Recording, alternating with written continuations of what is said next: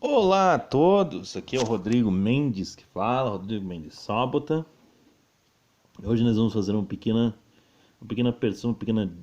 dissertação sobre a visão heideggeriana, o pensamento heideggeriano e a sua aplicação no campo da quarta teoria política, do Dugin e também sua possível aplicação em outros campos, né, antimodernos, antiliberais da política, da sociedade, etc. Né?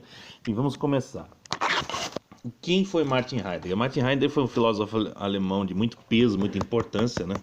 Nós ouvimos também, inclusive, o próprio influente comentador americano, germano-americano, Leo Strauss, falou que ele é o maior filósofo da nossa época e que não existe uma maneira de contornar, né, a influência e o trabalho dele, né? Mas deve apenas se entender obrigatoriamente o trabalho dele, né?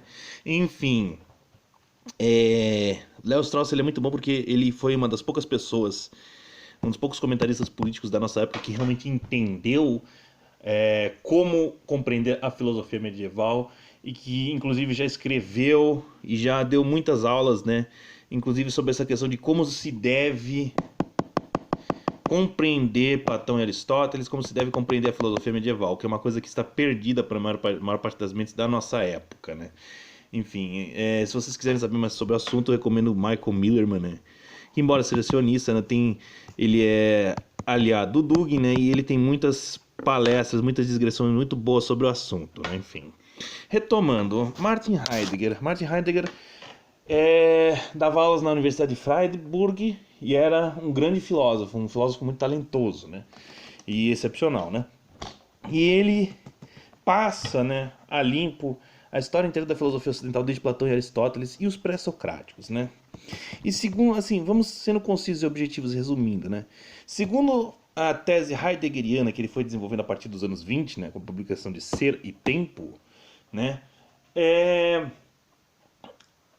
Na obra Ser e Tempo ele já postula, né, embora de forma bem obscura, bem difícil, bem convoluta, né, como era costume da filosofia alemã no tempo dele, né, o próprio Husserl, né, que foi o professor dele, também tinha o mesmo estilo, a maior parte dos alemães da época também tinha esse mesmo estilo obscuro, convoluto, né, e etc, né. Enfim, ele descreve assim, em Ser e Tempo, né, a tese dele de que a filosofia ocidental ela estava condenada, né, ao niilismo e à perdição por conta do seu desenvolvimento falho, né? Enfim, e como é que funciona essa questão do desenvolvimento falho? Digamos assim, que o Heidegger ele expõe a tese dele, né, já nos anos 20, de que a filosofia ocidental se perde na representação doente sem entender o que é o ser em si, ou seja, ela se perde num mundo espacial de objetos físicos representacionais chamados de Ents, né, ou Seiendes em alemão, né, ao mesmo tempo que ela deixa de compreender, né, no meio de tantas abstrações, no meio tanto onanismo intelectual, a essência verdadeira do ser, né? Ou seja, como resultado, ela não se perde apenas num abstratismo estéril e convoluto, né? Como ela acaba resultando no niilismo. Esse niilismo ele acaba sendo a visão, né? O produto essencial, né? O cerne essencial da natureza, segundo a qual a modernidade vai se desenvolvendo e segundo a qual a modernidade se baseia. Ou seja, a modernidade ela começa com uma interpretação falha do ser, ela vai se desenvolvendo, essa interpretação vai se acentuando, vai ficando cada vez mais aguda, né? E conforme eu tenho que dizer, né? Conforme a modernidade vai se desenvolvendo, esse niilismo vai se amplificando por conta dessa agudeza, né? Desse desenvolvimento falho da filosofia e por fim desemboca, né, numa época de niilismo absoluto, né, de esquecimento e perdição, né, que é a modernidade extrema, a modernidade tardia segundo Heidegger, né, na visão do Dugin já seria pós-modernidade e essa seria uma época falha, né, na qual o homem seria capaz de compreender, teria a oportunidade de compreender o ser de forma mais aguda, e acentuada e objetiva que os pré-socráticos, né? Mas ao mesmo tempo teria todos os efeitos do niilismo se acentuando, né? Dentro das suas potencialidades, né? Para utilizar um termo aristotélico, né? Então vamos lá. A filosofia ocidental se esquece do problema do ser que desemboca uma multitude de seres e, portanto, torna-se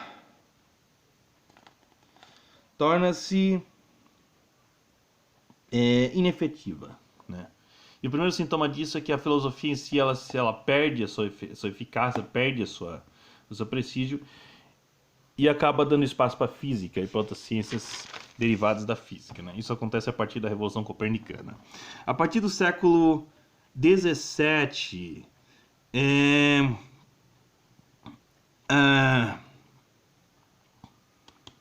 a filosofia ocidental, né,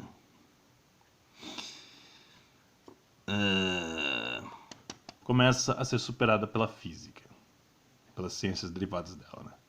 E pela sua matéria fundamental, né? Que toma o mundo como quantidade, como número, como uma tese, né? Isso era uma tese que já tinha sido desenvolvida pelos pitagóricos, mas chega à sua maturidade e ao seu desenvolvimento pleno a partir da Revolução Copernicana, enquanto essa filosofia é cada vez mais dispensada como sendo um infantilismo, um onanismo, e etc. Né? Aí a filosofia, então, perde seu objetivo fundamental primordial, visto em Platão e Aristóteles, e se torna apenas uma digressão vazia sobre objetos físicos, né? Mas sendo apenas uma digressão inefetiva, né? Sobre esses mesmos objetos, dado que a física é muito superior nessa questão de discernir, né, a natureza dos objetos físicos, né? Então, ou seja, e ela inclusive perde o seu caráter de ciência do ser como ser, né? Ou seja, vemos que ela já está numa posição meio bamba, né? Antes da Revolução Copernicana, e a partir da Revolução Copernicana, com o advento do cartesianismo, a questão do ser é definitivamente jogada no lixo, posta sob escanteio, esquecida, e o significado primordial da filosofia se esquece, e agora o homem ele se degrada na sua compreensão fundamental e objetiva, passando apenas a uma digressão sobre objetos físicos, né? A uma tese quantitativa de objetos físicos, em que a materialidade é tomada como realidade suprema, né? Isso, inclusive, vários autores como Guénon também falam, né? Que se trata de uma degradação fundamental, né? No escopo da visão da sabedoria humana, né? Uma degradação fundamental, e a porta de entrada, a inauguração da era moderna se dá definitivamente nessa época, né? Com o tempo, a progressiva decadência da percepção do ser na filosofia levam ao auge da modernidade. E essa decadência não leva só a uma progressiva materialização, né? Um progressivo esquecimento do ser, como também leva ao niilismo, que é o resultado inevitável dessa alienação e desse esquecimento do ser, né? Enfim, Nietzsche representa o auge desse niilismo. A filosofia nietzschiana, a visão nietzschiana, né, com todo o seu amadorismo, né, enfim, representa o auge desse niilismo, ao mesmo tempo que ele tenta um diagnóstico fundamental, né, de como o mundo ocidental caiu no niilismo, né? Aí Heidegger, Seiendes, ou seja, entes. A filosofia ocidental se perde no ente, no Sein. Ela se perde numa representação abstrata do ente, do Sein, mas mantém-se alheia ao Wesen. Was ist die Sein des Seiens? Essa é a pergunta que o Heidegger faz e que ele tenta responder, né? Por que o Wesen foi esquecido? E qual é o Sein des Seiens? Qual é o ser dos objetos, né? Das representações, né? Enfim. Aí, vários autores de formação e visão não ocidental tentam seguir essa linha de criticismo e também diagnosticam que a filosofia ocidental se torna incapaz de fazer qualquer questão tangente à realidade do ser. Ou seja, ela se perde, ela não se pergunta mais, como em Platão e Aristóteles, sobre o que é o ser, qual é o ser, né? Qual a ciência do ser como ser, né?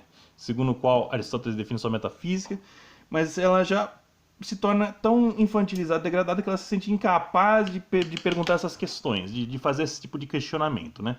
Então, assim, por exemplo, o Ahmad Fard, um heideggeriano iraniano, um dos maiores heideggerianos da história, né? Iraniano, Prócer da Revolução Iraniana, que estudou em Freiburg, né? Ele diz isso, né? Segundo os termos da filosofia islâmica iraniana, xiita, né? A maior parte da filosofia ocidental, inclusive principalmente no século XIX, ela nunca se pergunta assim, ele faz uma distinção entre Wujud e Mojud. O que isso significa? Que a filosofia ocidental ela se perde sobre objetos físicos no espaço, mas ela nunca se pergunta sobre a questão do que é a realidade fundamental do ser, né? Que pelo menos a visão iraniana tenta se aproximar de uma forma mística ou racional superior, né, ao que ele vê dentro do cerne da filosofia ocidental. Aí a progressiva decadência da filosofia ocidental leva a sua manifesta irrelevância, né? Ou seja, a filosofia ela passa a ser desprezada e ela passa a ser vista como um organismo improdutivo, ela passa a ser jogada no escanteio das ciências físicas, né? Que agora passam a ser as supremas juízes daquilo que os modernos entendem por realidade, né? Que é algo que é confinado ao espaço físico e à materialidade, né? Ou seja, algo que já se degradou fundamentalmente, né? Depois a filosofia passa do desprezo ao esquecimento, levando ao niilismo completo como cosmovisão de uma civilização inteira, que é a civilização ocidental moderna. O niilismo ocidental, em suas três ramificações absolutas, segundo Heidegger, americanismo, marxismo e nazismo, ou seja, o niilismo da modernidade desemboca em três ramificações civilizacionais absolutas, né? Que ele distingue como sendo o americanismo liberal de um lado, representado pelos Estados Unidos, o marxismo, representado pela União Soviética, né, e o seu desenvolvimento desde o século XIX como teoria e visão, né, e também o nazismo, representado pela Alemanha da época, né, que representa a terceira vertente de niilismo tecnocrático e científico, segundo a visão dele, né.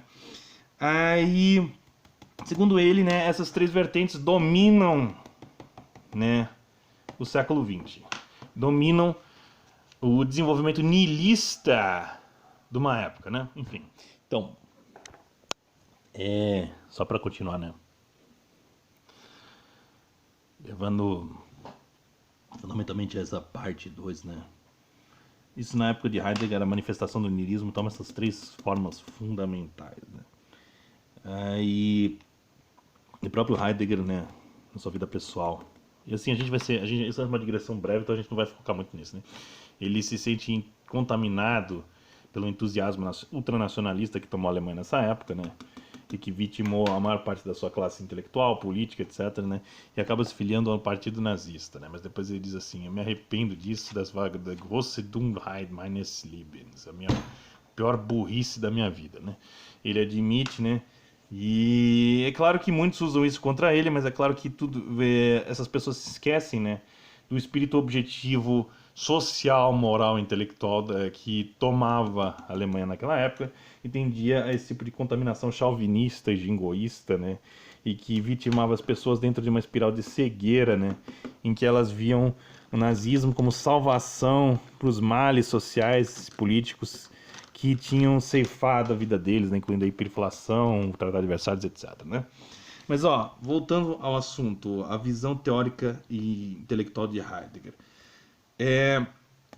O Heidegger busca recuperar o sentido do ser, né? O sentido da filosofia como ser. Ele vê a filosofia como uma praxe, né? Fenomenológica fundamental. A tentativa de descobrir o cerne da ciência do ser por meio de um fenômeno lógico fundamental, inspirado em Husserl, e a redescoberta da visão pré-socrática da filosofia como sendo uma fenomenologia, mas também uma aletheia. Aletheia, grego para desvelamento, né? Enfim. Então, assim, segundo a visão teórica do Heidegger, né? A filosofia começou de forma efetiva e capaz com os pré-socráticos, mas a partir de Platão e Aristóteles confundiu o ser com o ente, né? E se perdeu na representação do ente, reificou o ser num ente mental, né? Esqueceu do ser e por isso pavimentou o caminho do niilismo e do esquecimento do ser e da modernidade, né? Então, devemos então redescobrir os pré-socráticos para sair do abismo nihilista atual. A presença de um abismo nihilista no Ocidente nos leva a uma situação crítica na qual o ser pode ser efetivamente recompreendido nos termos que eu já falei, né? Enfim, né? Aí o que acontece? O objetivo do Heidegger é uma negação total da metafísica, né? E essa negação total da metafísica, ela resulta, né, por assim dizer, numa tentativa de criar, né, segundo uma descoberta dos pré-socráticos, na transformação da filosofia numa fenomenologia completa, né? Mas o que isso importa, né? Assim, existe uma divergência fundamental entre a visão quarto-teórica, duginista, eurasiana, e a visão de outros sobre a questão de como o esquecimento do ser se dá e de como assim o esquecimento do ser pode ser recuperado, né? Então, devemos então saber, né, que o Dugin ele discorda da avaliação heideggeriana sobre Platão e Aristóteles, né? Ele diz assim, Platão e pelo menos Aristóteles, em parte, são parcialmente recuperáveis, né? Mas assim, ele diz assim, né, que a tentativa heideggeriana de tentar sufocar a metafísica é uma tentativa falha, né? É uma tentativa falha, né? Ela é uma tentativa eivada de erros, é uma tentativa falha, né? Enfim, aí o que acontece? Os pré-socráticos representam um estágio infantilista da filosofia, né? Aí então vamos direto ao ponto. Para a quarta teoria política e para o Dugin, Platão representa o cerne fundamental da filosofia, pois se trata de uma praxe fundamental que visa a união do sujeito cognoscente com o objetivo com o objeto do seu conhecimento, né? Enfim, mas isso a gente não vai se deter muito, a gente vai só falar depois, né? Então assim, o Dugin discorda da avaliação heideggeriana sobre Platão e Aristóteles e tenta recuperar a metafísica como sendo uma praxe fundamental, ao invés de apenas um jogo abstrato, intelectual, sem mérito, né? Sem apenas um jogo abstrato, intelectual estéril, né? Então, o Dugin, é claro, se utiliza das bases do tradicionalismo ortodoxo, né, e da visão de mundo platônica, bizantinista, para tentar fundamentar isso, para falar que o Heidegger estava equivocado e que é possível, sim, recuperar pelo menos Platão e Aristóteles, né, enquanto se diagnostica como verdadeira, né, a visão do heideggeriana sobre o esquecimento do ser e do niilismo, principalmente no começo da modernidade, começando com Lucrécio, Epicuro e dando-se a partir do começo da modernidade. Enfim, o que a gente precisa chegar no cerne daqui? Que existem interpretações divergentes da obra heideggeriana, mas que a obra heideggeriana se torna útil como uma forma de crítica à modernidade. E de crítica à modernidade se você vê o desenvolvimento pleno na obra heideggeriana da tese nietzscheaniana de que o Ocidente se perdeu no niilismo, né, de que a civilização ocidental está invadida de niilismo, que eu não discordo. Na verdade, a visão ocidental de mundo, ela está realmente eivada no niilismo, né? Mas é aí que tá, quando você chega a uma tentativa de diagnosticar, não só de diagnosticar, como também de solucionar esse niilismo, aí é que você tem interpretações divergentes, né? Mas a interpretação do duginista me parece a mais compreensiva, plena e um desenvolvimento válido da obra do Heidegger que visa resolver os problemas que são advindos, né, do niilismo tecnológico ocidental, né? Enfim. Então assim, mas independentemente das conclusões que você desenvolve, a obra heideggeriana é uma crítica potente que corta pela raiz, né, o cientificismo e o niilismo ocidentais e a confiança ocidental infundada num otimismo tecnológico bovino, né, num otimismo tecnológico bovino e estúpido, né? Ou seja, a tecnologia nos leva, existe sempre o progresso para sempre? Não. O que existe é uma decadência progressiva, né? Mas tudo bem.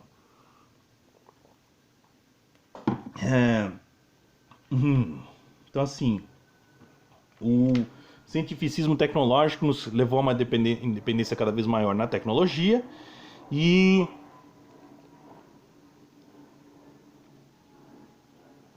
por fim essa tecnologia acaba por escravizar o homem, levando ele a uma espiral de decadência moral intelectual e assim por diante. Enfim, vejamos. Heidegger busca destruir as bases tecnocráticas, cientificistas e diagnosticar o niilismo moderno. Qualquer que seja a sua interpretação, seja duginiana, seja qualquer outra, né? Enfim, você vê que a modernidade é um niilismo, né? Um universalismo falso, fundamentado nas projeções subjetivas da visão ocidental romano-germânica, né? E da decadência da visão de mundo dela na modernidade e na pós-modernidade, como sendo uma decadência num cientificismo tecnocrático vazio e estéril, né? E niilista, que se esquece completamente da raiz do cerne do ser. Só isso que eu posso dizer, né? Então isso é um criticismo potente, né? O próprio Heidegger, mais tardiamente, a partir do fim dos anos 40 em diante, né? Ele já desenvolve uma visão anti-ocidental, né, na qual ele busca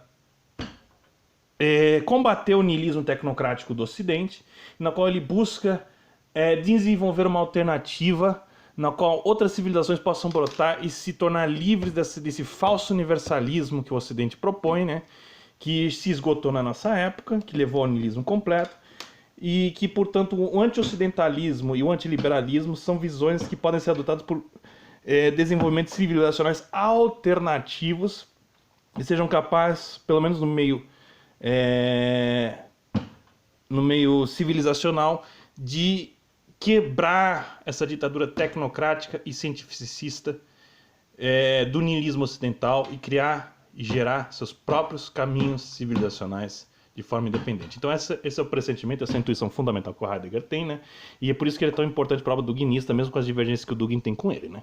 E é por isso que isso é importante também para qualquer teórico, qualquer visão cosmológica anti-ocidental, uma compreensão pelo menos que basal e cursória do Heidegger, porque ele representa realmente um criticismo potente à forma como o universalismo ocidental se desenvolveu desde a Renascença, né? Enfim, uma forma também pela qual, a partir desse criticismo, você já pode intuir e gerar um novo caminho civilizacional que seja independente das falsas assunções do universalismo tecnocrático, niilista e decrépito e corrupto do Ocidente.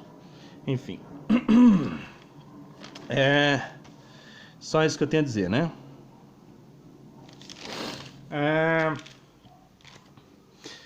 Bem, essa foi realmente, né, resumindo sumariamente os pontos do Heidegger. Não é fácil, não. O Heidegger é um autor muito denso. E assim, é preciso então levar tudo isso em conta, né? E é só isso que eu tenho a dizer, né? Mas muito obrigado, tenha um bom dia, né? Espero que todos tenham absorvido as lições necessárias dessa pequena e breve palestra que eu faço sobre a visão heideggeriana, né? Obrigado.